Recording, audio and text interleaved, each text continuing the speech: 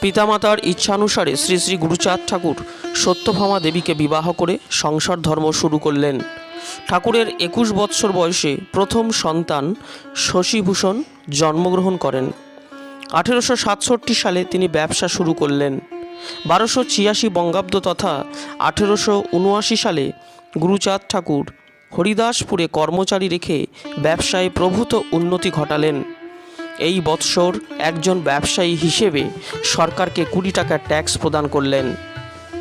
1286 সালে জ্যৈষ্ঠের প্রথমে 20 টাকা ট্যাক্স ধার্য শ্রীগুরুর নামে। আষাঢ় মাসের শেষে হরিদাসপুরে দোকান খুলিল প্রভু বাসা ঘর করে। গুরুচাঁদ ঠাকুর সৎপথে ব্যবসা ও কৃষিকাজ করার জন্য গরিব দুঃখী মানুষদের প্রচুর অর্থ সাহায্য করতেন। তিনি বলতেন, দিনে যদি চাহ ধন করো ব্যবসায়, ধন পাবে সৎপথে থাকিলে নিশ্চয়।